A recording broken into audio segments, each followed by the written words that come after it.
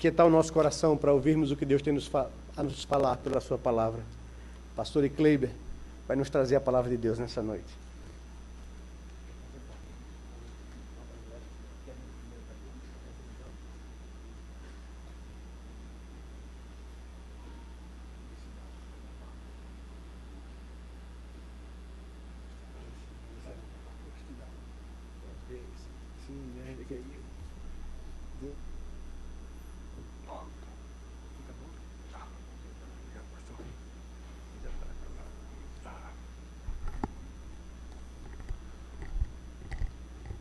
Fazer esse novo arranjo aqui. Estou mais baixo que o pastor Cláudio agora, né? Finalmente o pastor Cláudio vai dizer, tem alguém mais baixo que eu pregando aqui.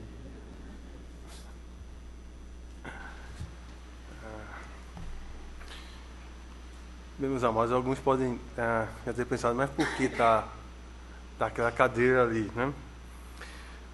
Estou tendo um pouco mais de dificuldade para ficar de pé. Então a questão da musculatura está um pouquinho mais difícil. Então por isso a cadeira aqui, né? Como eu falei ano passado, para vocês dizendo, olha, não perguntem, quando vocês passarem não perguntem, está melhor? Porque essa doença é progressiva, degenerativa. Então a tendência, clinicamente falando, é de piorar e não melhorar. Deus pode mudar? Absolutamente que pode. Basta Ele querer. Colocamos uma oração a isso. Senhor, só uma coisa impede do Senhor curar. Uma coisa, a tua vontade. Só isso. Se Ele quiser, Ele muda num segundo. Mas se Ele quer amassar o barro, então, Senhor, fica à vontade e glória ao teu nome. Abram comigo no Salmo de número 4.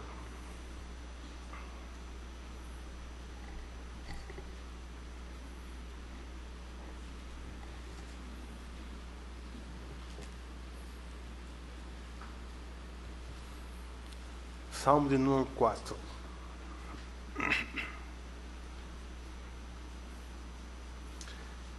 Esse é um dos salmos, pelo menos o seu último versículo, talvez seja um dos mais conhecidos dentre os salmos. Vamos meditar nesse salmo hoje à noite, com a graça de Deus.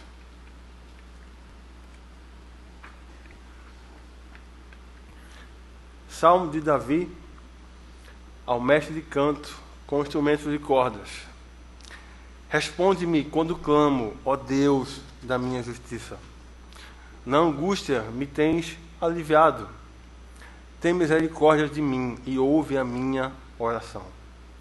Ó homens, até quando tornareis a minha glória em vexame, e amareis a vaidade e buscareis a mentira? Sabei, porém, que o Senhor distingue para si o piedoso. O Senhor me ouve quando eu clamo por Ele. Irai-vos e não pequeis. Consultai no travesseiro o coração e sossegai. Oferecei sacrifícios de justiça e confiai no Senhor. Há muitos que dizem, quem nos dará a conhecer o bem? Senhor, levanta sobre nós a luz do teu rosto. Mais alegria me puseste no coração do que a alegria deles, quando lhes há fartura de cereal e de vinho. Em paz me deito e logo pego no sono. Porque, Senhor, só Tu me fazes repousar seguro. Vamos orar, feche seus olhos. Te pedimos graça, ó Deus. Tu que és nosso Senhor. Tu conheces perfeita e completamente nossos corações. O Senhor sabe o que nosso coração precisa ouvir nessa noite da Tua palavra. Senhor, por Tua graça e favor, que o Teu Espírito nos assista na exposição da Tua palavra, Senhor. E que haja conforto, consolo, mas também confrontação e salvação, Senhor, de acordo com a Tua vontade e para a Tua glória. Em nome do Senhor Jesus. Amém e amém. Bom, viver no mundo que nós vivemos é algo extremamente fácil, não é verdade? Viver nesse mundo é moleza. Sobretudo nesses dias de hoje, século XXI. É a coisa mais fácil do mundo você afirmar a sua fé, não é verdade? Claro que não. É completamente o oposto. Viver nesse mundo caído, cheio de pecado, cheio de dor, de injustiça, tantos males, é extremamente difícil. professar sua fé em Cristo nos dias de hoje, em alguns lugares é morte certa, no mínimo prisão. Aqui no Brasil não temos isso ainda. E oramos para que Deus seja gracioso e que venha um avivamento, e que isso não seja necessário, mas se vier, que Ele nos prepare por sua graça e favor. Dentre essas coisas que acontecem a todos nós, às quais estamos sujeitos, tribulações, tristezas, angústias e tantas coisas mais, várias delas às vezes nos fazem não dormir à noite, ou trazem dificuldade para o sono à noite. Às vezes alguns têm insônia, alguns não conseguem pregar o olho simplesmente. E por quê? O que aconteceu às vezes no passado, o que aconteceu ontem, o que está acontecendo hoje, e o medo e as incertezas do amanhã, que eu não sei o que aguarda para mim. Essas coisas muitas vezes nos fazem perder o sono. Mas na palavra de Deus há ensino, há instrução para os seus filhos, quando estão em meio à perseguição, à tribulação. Há instrução de como manter a paz.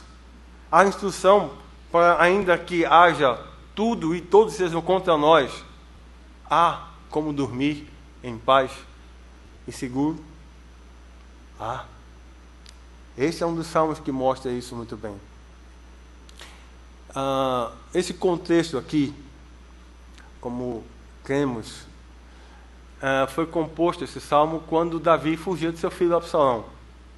Quando expusemos o salmo anterior, que foi do número 3, nós vimos que ele estava numa perseguição ferrenha, debaixo do jugo do seu próprio filho. E que coisa terrível. Um pai ser expulso, envergonhado, humilhado pelo filho, e posteriormente ainda ser perseguido por este. E não só Absalão, mas também Aitofel, que era sacerdote, que era conselheiro de Davi, amigo de Davi. Mas como vimos no contexto, ao que tudo indica, Aitofel era avô de Batseba.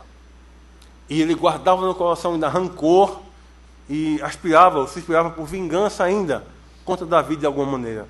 E eis a ocasião perfeita. Absalão estava ali e contribuiu para que isso acontecesse. Então, em meio a tudo isso, cercado por essas coisas, veja comigo o Salmo número 3. Davi, ainda assim, consegue cantar nesse salmo. Veja o 5º versículo. Deito-me e pego no sono. Acordo, porque o Senhor me sustenta.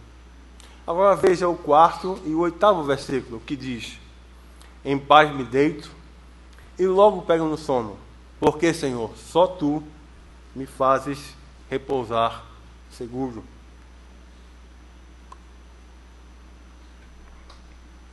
Perceberam a semelhança entre as duas canções? Esse número 3 poderia ser chamado de a canção da manhã, e esse número 4, a canção da noite. Uma canção quando se acorda, de confiança.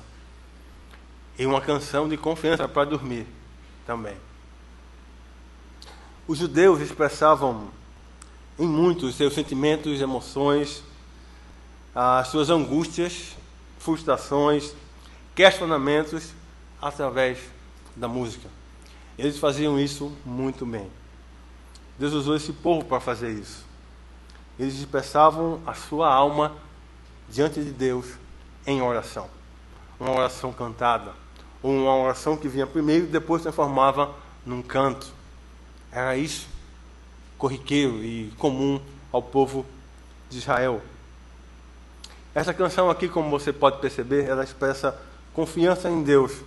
E apesar dos inimigos, de toda a opressão e da circunstância adversa, o salmista sabia, ele cria que tudo ficaria bem, porque o Senhor estava com ele o tempo todo. Ele poderia então ter tal confiança que poderia deitar e pegar no sono rapidamente e saber que o Senhor o guardaria enquanto ele estava dormindo, porque o Senhor era a sua segurança. Este salmo também, como os outros, é um salmo cristocêntrico e indiretamente messiânico. E por quê? Porque de alguma forma também, em alguns salmos, é como se a voz de Davi ecoasse também a voz do Messias, que sofreria injustiças, calúnias, mentiras, ciladas que tentariam armar contra ele, assim como também fizeram com Davi, tentando demovê-lo da sua integridade diante de Deus e do povo. Então observe comigo aí o primeiro versículo. Leia comigo. Responde-me quando clamo.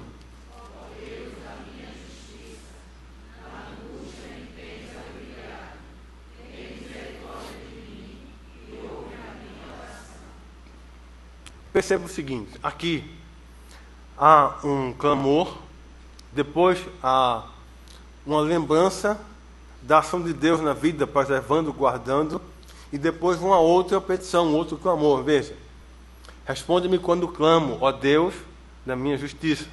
E aí vem a lembrança do passado, de que Deus guarda e protege e guia. Na angústia me tens aliviado. E aí depois ele clama de novo, tem misericórdia de mim e ouve a minha oração. Então Davi aqui tenta entrar naquilo que for possível, no contexto de Davi. Ele estava agora expulso de sua casa, do seu reino, de certa forma exilado, estava com poucos homens, estava com poucos membros da sua família também, e ele agora clama pelo cuidado do Senhor. Aquele que já tinha sido cuidado pelo Senhor tantas vezes, novamente precisa e clama pelo seu cuidado. Esse termo aqui, ouvir, Senhor, ouve, responde-me, é o sentido de ouvir favoravelmente, de que o Senhor ouça e atente para o clamor e ouça e conceda aquilo que está sendo pedido. Esse é o sentido aqui. Mas literalmente sabemos que Deus ouve tudo o que é dito, mas o responder favoravelmente, isso só de acordo com a sua vontade. Isso é Ele quem decide. Davi estava angustiado, estava sofrendo numa situação extremamente desfavorável e não tinha outro caminho senão clamar a Deus. E esse é o caminho para mim e para você. Quando nos encontrarmos assim também, o caminho é o mesmo, é clamar ao Senhor. Clamar por Ele é o nosso caminho, é o caminho mais seguro, é o caminho que Deus nos deu, clamar por Ele.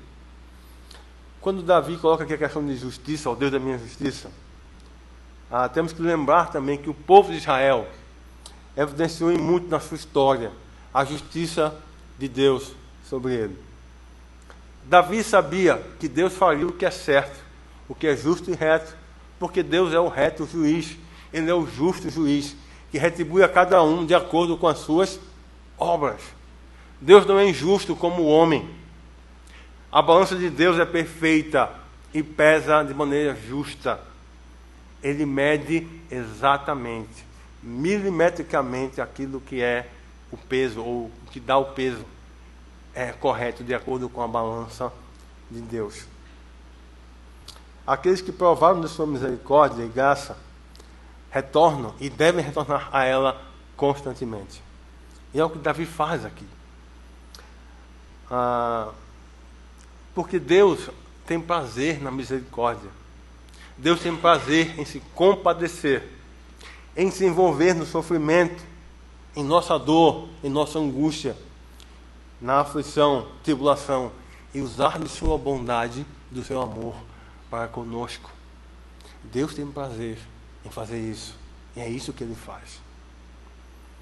Segundo versículo: até quando tornareis a minha glória em vexame, e amareis a vaidade, e buscareis a mentira? Aparentemente parece que Davi mudou aqui, né? É como se ele estivesse falando com o Senhor, ele agora se vira para os homens. É como se houvesse esses dois públicos dentro dele. Mas vocês percebem que nos Salmos há esse tipo de estrutura nos Salmos. O salmista está falando com o Senhor, de repente é como se virasse para os homens e falassem com eles. Mas também é um recurso da poesia hebraica. Era o que Davi estava dizendo: Senhor, olha o que eles estão fazendo. Senhor, até quando o Senhor vai permitir isso?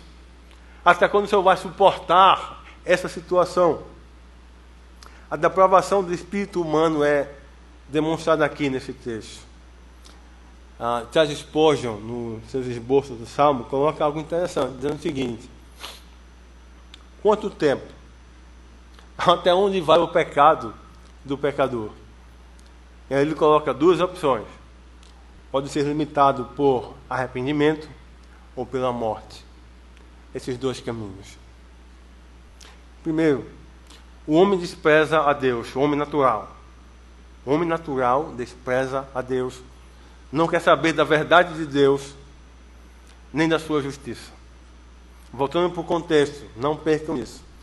Absalão e seus homens estavam trazendo vergonha ao nome de Davi, ao reino de Davi, consequentemente à cidade santa, à glória do Senhor também. Ele estava trazendo vergonha a tudo isso. Em parte, como sabemos, Davi teve uma parcela de culpa nisso. Lembrando, Davi pecou gravemente. Ele adulterou com Batseba e assassinou o seu melhor soldado, que era o esposo de Batseba, Urias. Ele não morreu, o Senhor perdoou o seu pecado. Mas qual foi a consequência do pecado de Davi, dita pela boca do profeta Natã? Olha, o Senhor perdoou o teu pecado, não morrerás, mas jamais se apartará de tua casa a espada. O que fizeste às ocultas, o teu próximo fará contigo a plena luz, e todo Israel verá. Davi viu um filho matar o irmão, o seu outro filho. Ele viu Amnon estuprar sua própria meia-irmã Tamar. Absalão, irmão de Tamar, tramou e matou Amnon. Depois de um tempo, Absalão vem e faz esse motim contra Davi, e o expulsa do reino, possui as concubinas do pai, ali todo Israel vendo isso. E depois que Davi já estava morto, ainda houve uma outra coisa. Quando Salomão estava para subir ao trono, um de seus irmãos tentou usurpar o trono, Adonias. Esse foi morto por Salomão. A espada passeou pela casa de Davi, por causa do seu pecado. Absalão estava fazendo o que era mal diante do Senhor. Ele teria sua paga por isso, tempos depois. A segunda coisa que vemos aqui é que os homens, esse, Absalão e os outros, estavam amando a vaidade. Ou seja, amando aquilo que é passageiro, efêmero, que não tem valor eterno. Terceira coisa, estavam usando de mentiras para alcançar seus objetivos. Mas Deus daria um fim nisso. A indignação de Davi aqui, nesse caso, era justa. Tinha a ver com a glória de Deus e com o seu povo escolhido. Esse tipo de indignação, ele é permitido por Deus. Esse tipo de ira ou indignação com aquilo que é justo, que tem a ver com Deus, é bom e é saudável. E aqui algumas aplicações para nós nesse ponto. Não se pode construir a vida em cima de mentiras e achar que Deus não vai fazer nada. Amar a vaidade é algo superficial. É não reconhecer as coisas que têm valor eterno e que agradam a Deus. O terceiro versículo então vem com uma afirmação maravilhosa de Davi. Vamos, leiam comigo. Sabei, porém,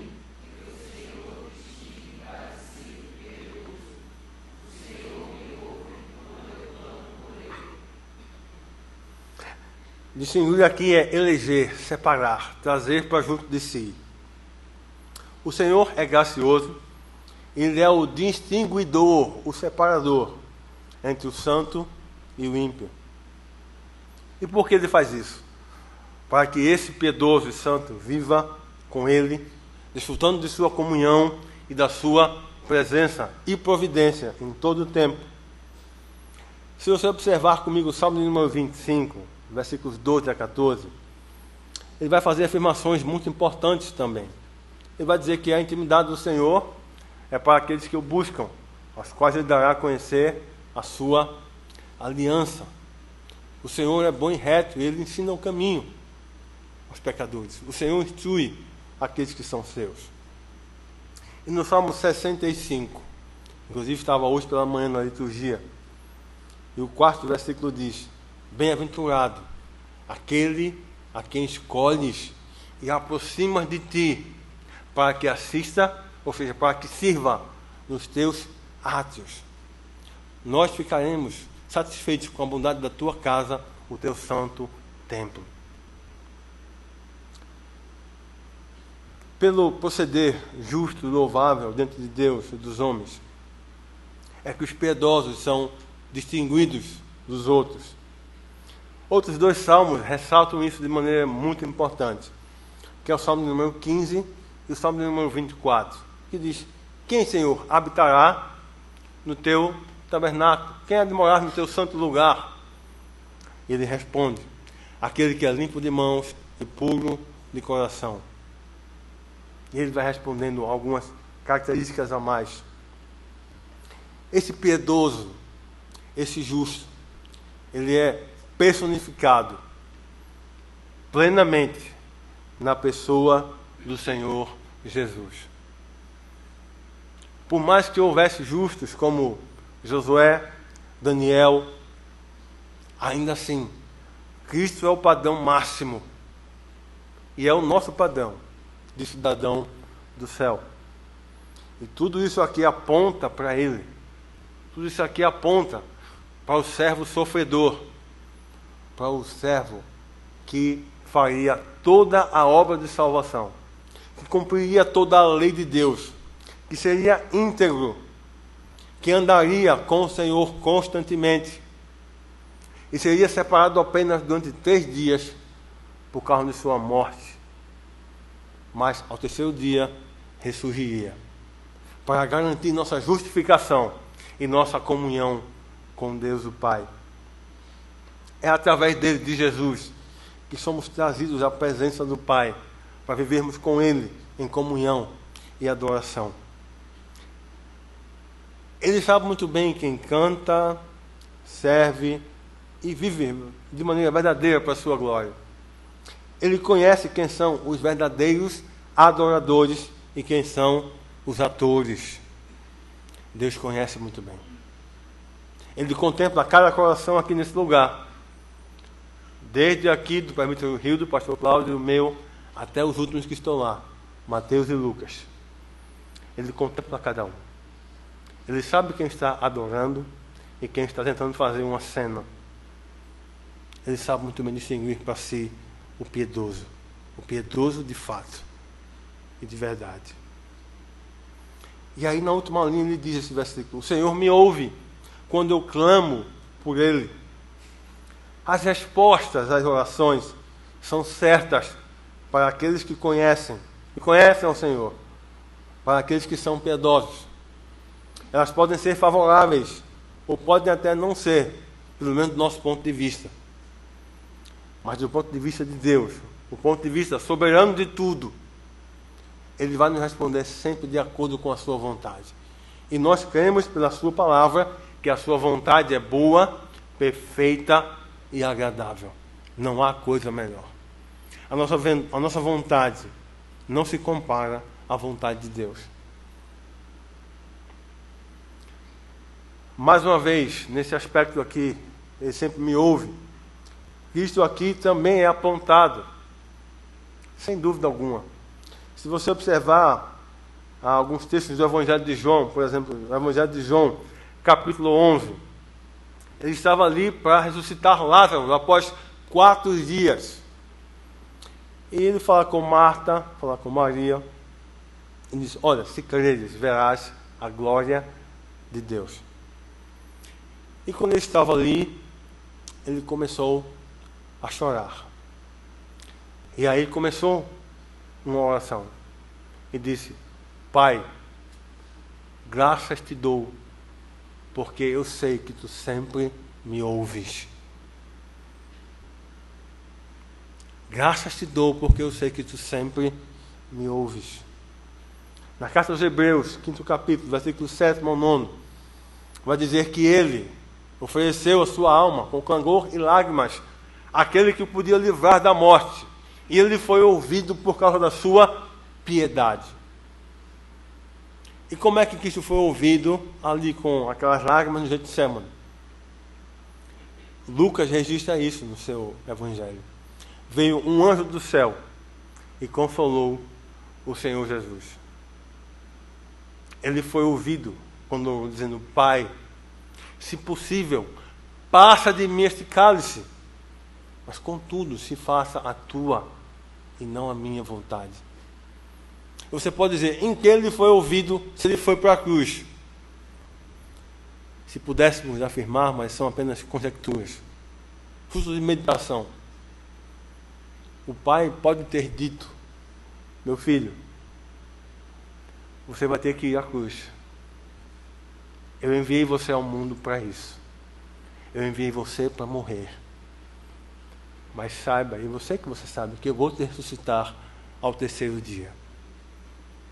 Novamente, não está escrito, é fruto de meditação. Mas o anjo veio e consolou a Cristo. Ele então foi e entregou sua alma na morte, para que eu e você possamos hoje elevar nossas orações ao Pai e sermos ouvidos por Ele e por causa dele.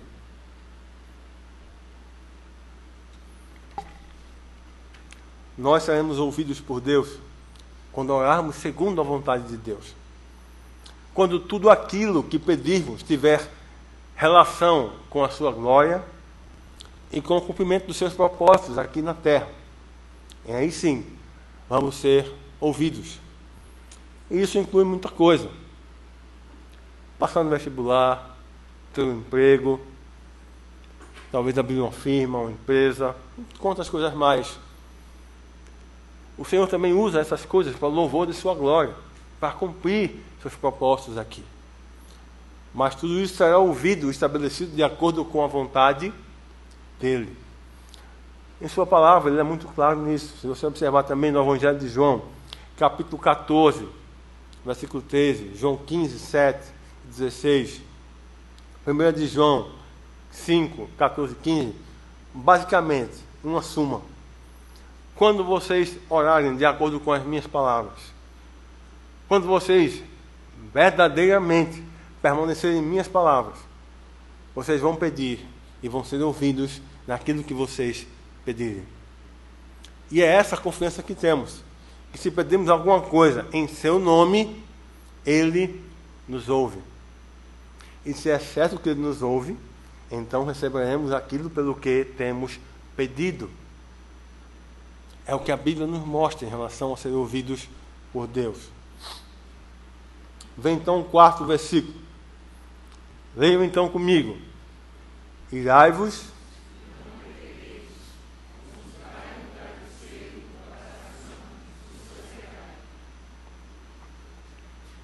Irai-vos e não pequeis. Alguns se aproveitam disso, né? Olha aqui, está escrito: irai-vos, eu posso me irar. E aí esbravejam, alguns viram monstros. Não. Mas a questão aqui não é essa. Essa ira aqui não é a ira humana. Tiago fala muito bem disso, usado por Deus. Por que não é a ira do homem? Porque a ira do homem não produz a justiça de Deus. Essa ira aqui é uma ira santa, que tem a ver com as coisas de Deus, que tem a ver com Deus, com sua glória, com seu reino, com seu nome. Ficar irado, por exemplo, quando os homens preferem vaidade, mentira, desprezam e até blasfemam contra Deus. Irar-se contra isso é saudável. Essa ira é permitida.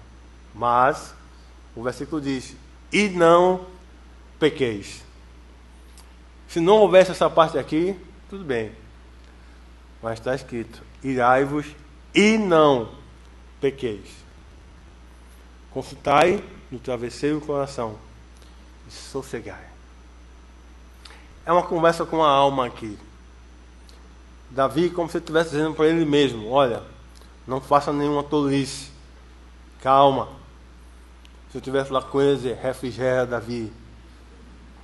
É legítimo ter raiva, aborrecer-se, agitar-se no íntimo, ficar ali se corroendo.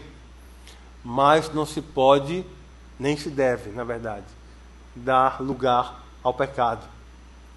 Porque quando damos lugar à ira humana, nós vamos querer exercer justiça própria. Vamos querer fazer justiça com as próprias mãos. E isso nunca vai ter a aprovação de Deus.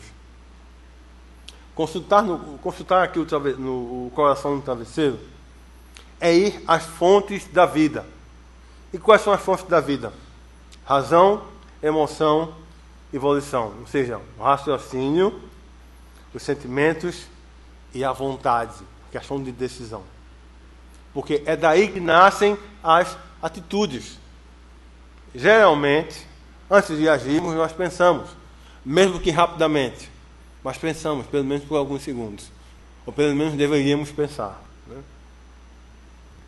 Consultar no travesseiro do coração e sossegar, enquanto se prepara para dormir, é consultar o juízo de Deus.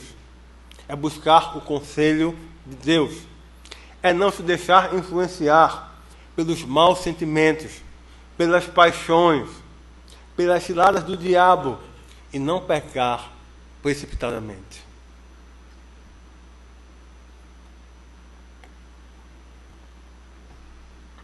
No silêncio da noite, quando você está lá no quarto, talvez sozinho, ou se estiver com a esposa ou o marido, e ele ou ela já dormiu, você está ali talvez sozinho mesmo, você está ali tentando colocar as ideias no lugar, tentando organizar com o Senhor. E é nesse momento que precisamos lembrar que o Senhor está conosco. É aí que devemos lembrar que Ele está conosco. Aí sim, se fizermos isso, a mente vai poder desfrutar de um bom momento para rever os seus planos, suas motivações, suas atitudes, e saber se elas têm a aprovação de Deus. No versículo seguinte, então, ele diz: oferecei sacrifícios de justiça e confiai no Senhor. É claro que, de acordo com a sua palavra, observando aquele primeiro momento da aliança, desde Moisés e atravessando aqui Davi, deveria se fazer ofertas pelo pecado de acordo com a justiça de Deus, ou com a lei de Deus. Ele prescreveu tudo, como deveriam ser os animais, em que momento, como deveria ser feito tudo. Caso contrário, não seria aceito por ele. E enquanto se oferece o sacrifício, ou enquanto se oferecia o sacrifício, o adorador, o suplicante, deveria render-se completamente ao Senhor em confiança e submissão. Crer que Ele estava acima nos céus, de onde reina sobre tudo, e que Ele é totalmente confiável. A recomendação aqui, trazendo para nós, é fazer tudo que tem que ser feito normalmente. Não mudar, basicamente, sua rotina. Fazer tudo que tem que ser feito normalmente, sabiamente e de acordo com a palavra do Senhor. E confiar na sua providência. Crer que o Senhor vai prover aquilo que precisamos e no momento exato que precisamos. E o que é que o Senhor requer de nós?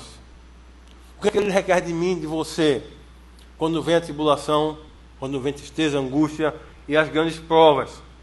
Abra comigo aí em alguns textos. Vá comigo para Miqueias, no 6º capítulo. Livro do profeta Miqueias, 6º capítulo.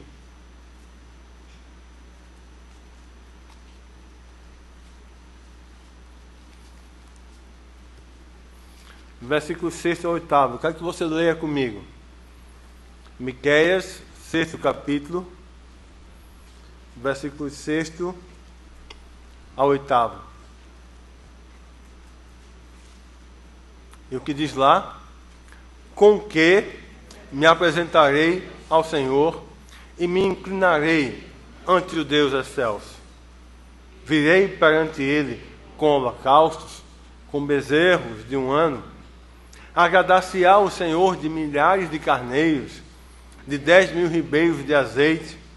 Darei o meu primogênito pela minha transgressão, o fruto do meu corpo pelo pecado da minha alma. Ele te declarou, ó homem, o que é bom e que é o que o Senhor pede de ti, que pratiques a justiça e ames a misericórdia e andes humildemente com o teu Deus. Outros 2 textos que estão em Romanos, talvez mais conhecidos. No 6º capítulo, versículos 12 e 13, e depois capítulo 12, versículos 1º e 2º. No 6º capítulo, qual é a recomendação de Paulo ali? Que o pecado não reine mais em vosso corpo, mas que você então ofereça agora o seu corpo como servos ou como instrumentos de Deus, para a glória de Deus, como instrumentos de justiça e não para o pecado.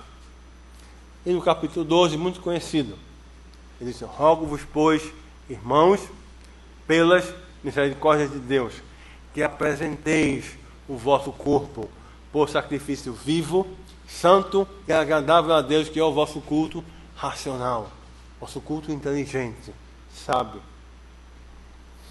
O 6º versículo vem então, ele diz: há muitos que dizem, quem nos dará a conhecer o bem? Senhor, levanta sobre nós a luz do teu rosto. Esta aqui é a inquietação geral dos homens.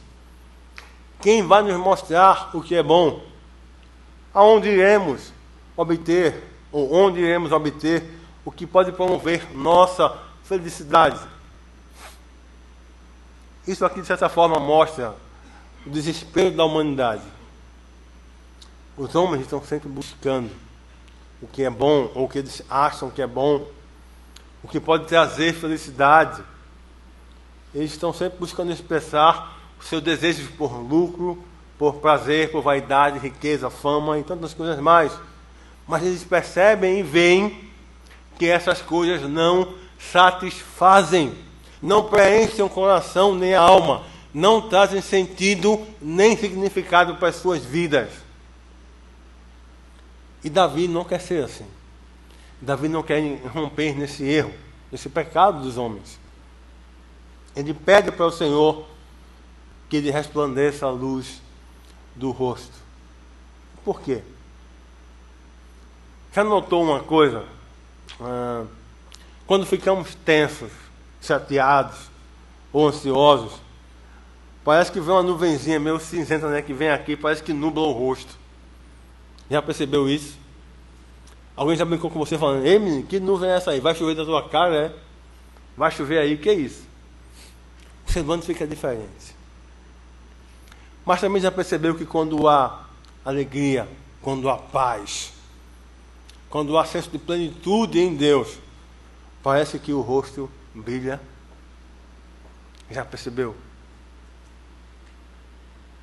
Enquanto os ímpios buscam prazer, riquezas e outras coisas que são efêmeras, passageiras, de acordo com seus pensamentos vãos e filosofias, aqueles que conhecem a Deus, que conhecem o Pai Celeste, buscam a sua face, buscam a face do Deus de Jacó para iluminá-los. E isso aqui, esse texto, evoca a oração sacerdotal. Está lá em Números, no 6º capítulo. O Senhor te abençoe e te guarde. O Senhor faça resplandecer o seu rosto sobre ti e tenha misericórdia de ti. O Senhor sobre ti levante o seu rosto e te dê paz. Se o Senhor levantar o seu rosto sobre nós, quer dizer que Ele nos será favorável, que Ele vai ouvir o nosso clamor, vai nos abençoar e nos prover de tudo aquilo que nós precisamos. E o que é que temos que fazer? Clamar. Senhor, levanta sobre mim o teu rosto. Senhor, seja favorável a mim, pecador, que careço da tua misericórdia, do teu favor, sem o qual não posso viver, não posso ser feliz. Não vai haver paz em minha existência, se o Senhor não me for favorável, se o Senhor não estiver comigo. 7º versículo. Leia comigo. Mais alegria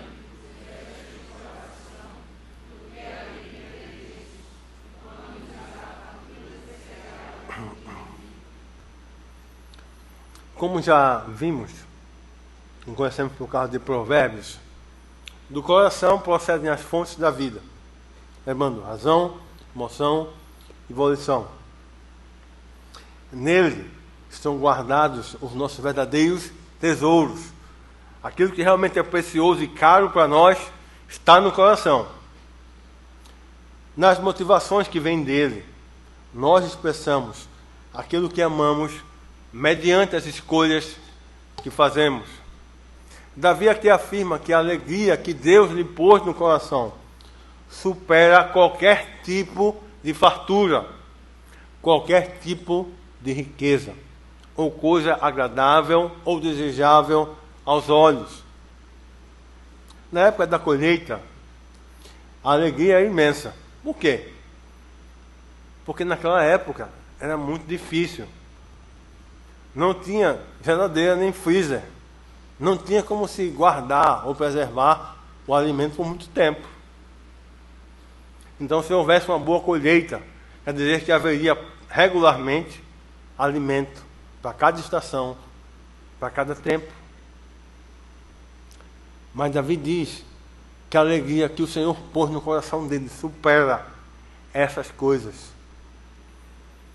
O que Davi está dizendo mais ou menos é o seguinte: não existe maior alegria do que conhecer o Senhor e desfrutar da sua comunhão. Porque quando entendemos que tendo ao Senhor temos tudo, isso nos basta. Foi por isso que ele pôde compor o Salmo 23. O Senhor é o meu pastor, nada me faltará. Essa afirmação também nos lembra o profeta Abacuque. Abacuque recebeu a sentença que veio do Senhor. E depois de tempos de oração, de diálogo, de inquietação, questionamento, ele então aquieta o coração diante do Senhor. E naquele 3º capítulo, que é a sua oração em forma de cântico, a parte final, tão bela desse cântico, ele chega a afirmar o seguinte: ainda que a figueira não floresce, nem há fruto na vide, o produto da oliveira mente, e os campos não produzam mantimento, as ovelhas foram arrebatadas do aprisco, e nos currais não há gado. Percebam, tudo o que é necessário para a subsistência foi tirado. Essa é a perspectiva de Abacuque aqui. Tudo que o homem precisa para se alimentar e se manter vivo foi tirado.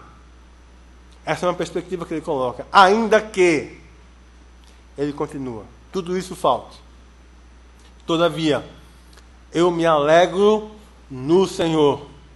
Exulto, ou seja, transborda de alegria no Deus da minha salvação. O Senhor Deus é a minha fortaleza e faz os meus pés como os da costa e me faz andar altaneiramente. Essa perspectiva só é possível pela graça de Deus, pelo Espírito de Deus. E Abacuque chegou a esse conhecimento por causa da graça de Deus. E é o que Davi também tinha. E esse é o entendimento e a convicção que eu e você devemos ter também. Ainda que falte tudo, se nós temos ao Senhor, isso não vai nos fazer falta. Porque nós temos aquilo que realmente é essencial, o Senhor, que é aquele que sustenta a vida. Aquele que pode fazer brotar água da rocha. Aquele que pode ressuscitar os mortos, que pode dar vista aos cegos e que pode alentar o cansado. Jeremias escreve o que o Senhor lhe falou concernente a esse mesmo assunto do conhecimento de Deus, no capítulo 9. Assim diz o Senhor: não se glorie o sábio na sua sabedoria, nem o forte na sua força, nem o rico nas suas riquezas. Mas o que se gloriar, glorie-se nisto, em me conhecer e saber que eu sou o Senhor, e faço misericórdia, juízo e justiça na terra, porque dessas coisas me agrado, diz o Senhor. Jeremias 9, 23 e 24. Esse salmo deixa claro que a alegria do Senhor, que é eterna, é que sustenta o nosso espírito. Eu quero que você vá comigo para o Salmo 43. Vá algumas páginas aí comigo.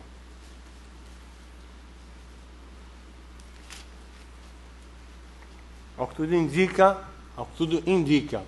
Salmo também de Davi, mas não há certeza. Vamos ler juntos.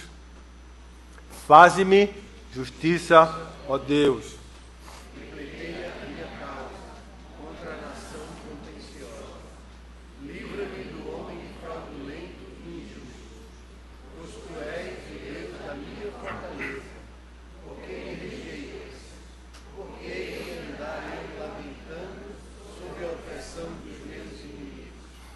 Envia a tua luz e a tua verdade, para que me guiem e me levem ao teu santo monte e aos teus tabernáculos. Então irei ao altar de Deus, que é a minha grande alegria, ao som da harpa. Eu te louvarei, ó Deus, Deus meu, porque estás abatida, ó minha alma, porque te perturbas dentro de mim. Espera em Deus, pois ainda o louvarei. A Ele, meu auxílio e Deus meu. Amém e amém. Somente o conhecimento real de Deus é que promove convicções como estas. Somente o verdadeiro conhecimento de Deus, conhecimento experiencial, que pode promover essa convicção.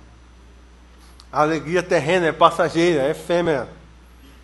Aqueles que confiam nela não têm paz.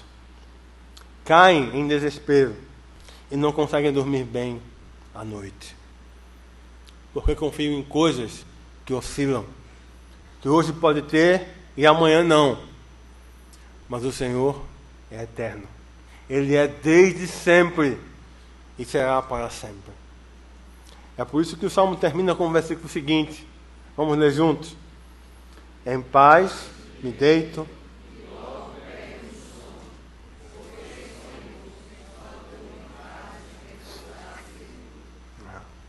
As duas ações aqui são feitas na segurança em Deus como base.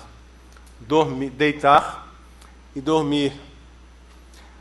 A sua mente, então, pode ficar livre das ansiedades e preocupações dos ímpios, e então em paz pegar no sono. Ainda que haja angústia, tribulações e tormentas, é possível ter paz, poder deitar e dormir. Quando a sua alma estava em momentos de tribulação e tristeza, Davi lembrava-se do Senhor, que o Senhor era o seu refúgio, a sua fortaleza, o seu rochedo, a sua segurança e a sua paz. Um outro salmo composto num momento terrível foi o Salmo 34. Davi estava entre os filisteus, se fingiu de amalucado na presença de Abimeleque, e depois dispensaram por esse, então se foi. Como é que ele começa esse salmo? Lembra? Bendirei o Senhor em todo o tempo. O seu louvor estará continuamente, ou para sempre, nos meus lábios. Em todo o tempo aí, em toda e qualquer situação ou circunstância. Pôr em Deus a confiança, descansar nisto, é que está a nossa paz e segurança. Eu quero que você vá comigo e abra em Isaías, no capítulo 30 e o versículo 15. Há uma afirmação maravilhosa do Senhor para o seu povo de Israel, através do profeta Isaías. Isaías 30, 15.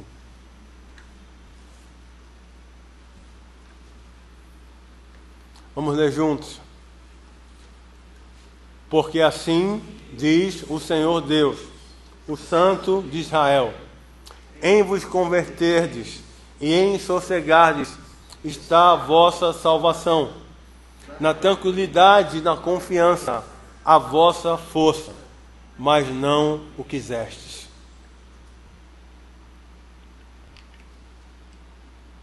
Essa foi a palavra de ordem do Senhor ao povo. Em vos converterdes a quem? A Ele, aos seus caminhos. Estava então a salvação do povo. Na tranquilidade, na confiança, de saber que o Senhor estava guiando tudo, que ia prover o que eles precisavam. Estava então a força daquele povo. Mas eles não quiseram. Infelizmente, aplicando aqui, muitas vezes eu e você seguimos o mesmo caminho desse povo. Nós não queremos sossegar no Senhor. Não queremos descansar no Senhor. Relutamos, queremos usar o nosso próprio braço mortal, queremos dar o nosso jeito e não descansamos no Senhor. O que é que resulta disso? Muitas vezes, em não conseguir dormir à noite. Muitas vezes.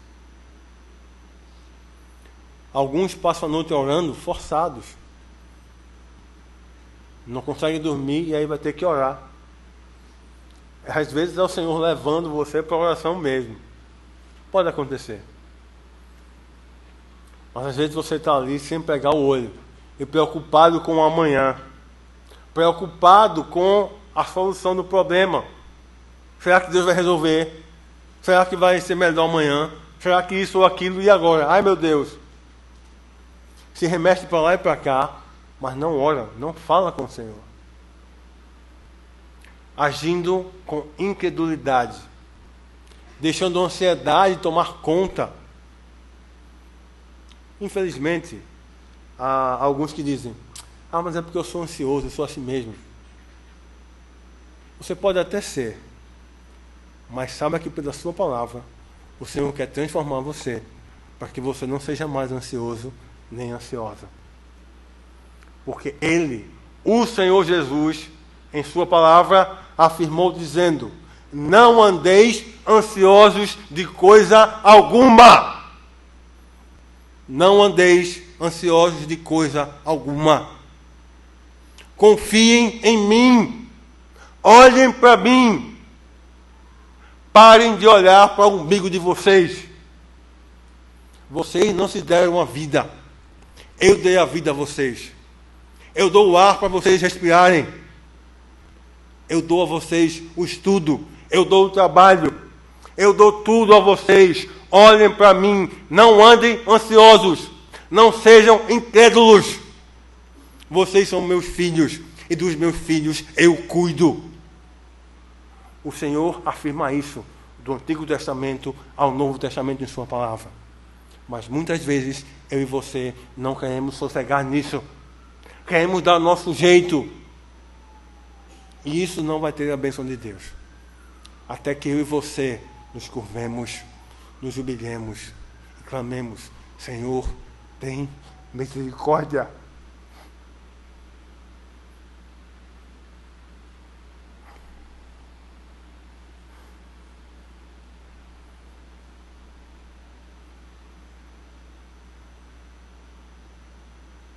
Levanta a luz do teu rosto sobre mim. Muitas vezes o que falta para mim e você é isso. Está tudo aqui na sua palavra. Está tudo aqui. O que nos falta é colocar a fé em prática. Deus cuida de nós. Ele não falha. Você não tem por que não dormir à noite. Porque você tem um Deus que te amou tanto, que enviou o seu único filho para morrer no teu lugar, para te garantir uma eternidade com Ele de alegria e paz. Não há nada aqui que faça você deixar de dormir, a não ser que você se entregue à incredulidade, à ansiedade e àquilo que é efêmero e passageiro. O apóstolo Pedro e o Tiago foram presos lá em Atos. Você pode ver no capítulo 12. Tiago foi decapitado no primeiro dia. O dia seguinte seria o dia de Pedro. O que poderia acontecer com Pedro? Passar a noite em claro. Talvez pedir a sua última refeição e ficar inquieto até a morte chegar. Mas que nada. Pedro dormiu a noite toda. Pedro dormiu a noite toda. E ele foi liberto pelo Senhor. Veio um anjo e o levou e o tirou de lá. Muitas vezes, há situações que são difíceis. Eu quero elencar algumas aqui. Eu sei como é difícil você tentar dormir à noite com fome, sem ter jantado e sem saber se você vai ter café da manhã no dia seguinte. É extremamente difícil. Tentar acalmar a barriga roncando para dormir é dose. Tentar dormir depois de saber que foi traído ou traída pelo marido ou pela esposa é algo terrível também. Eu sei que é. Pelo menos imagino. Já acompanhei pessoas que passaram por traição. Eu sei como é difícil e angustiante. Eu sei como é difícil talvez você dormir quando foi talvez ameaçado de morte. Ou difícil dormir quando você talvez foi ameaçado de perder seu emprego. Ou talvez a empresa está numa má situação e talvez venha a falir. Tudo isso são coisas terríveis. Mas ainda assim, Deus pode, por sua graça, trazer a provisão e o consolo para nos dar paz e nos sustentar. Muitas vezes, alguns de nós estão buscando em medicamentos aquilo que só Deus pode dar. O medicamento pode até ajudar você a dormir, pode fazer teu corpo até relaxar de certa forma, mas ele não tira a inquietação do coração. Se você não tratar essa inquietação com Deus, você vai passar a vida tomando remédio, mas nunca vai ser curado nem curada. Você precisa se colocar diante de Deus, pedir sua misericórdia e graça. Não é mágica, não é um estalar de dedos, mas é a fé em ação, crendo que Deus trará a sua providência, porque Ele traz. Ele traz. Concluindo, o Senhor nos guiou e nos salvou no passado. Ele nos sustenta no presente. E o nosso futuro está completamente seguro nas suas mãos. Aos seus amados Ele o dá enquanto dormem. Aos seus amados Ele o dá enquanto eles dormem. Ele nos guarda em seu nome aqui na terra e o fará por toda a eternidade. Com essa certeza em mente, não vai ser difícil dormir e descansar. Glória, honra e louvor, adoração seja o nosso Deus, que é o nosso pastor, que é o nosso Pai, que cuida de nós em cada instante, em cada momento. E nós o aguardamos ansiosamente para nos levar para casa. Eu quero convidar você a fechar seus olhos. Todos nós nos colocarmos diante do Senhor. Temos demandas, temos tribulações, angústias e coisas que estão além do nosso alcance, do nosso poder de resolução. E precisamos clamar ao Senhor para que Ele nos atenda, clamar para que Ele nos socorra. E eu quero com você nesse instante que façamos isso. Pedir ao pastor Cláudio para vir e fazer essa oração por nós.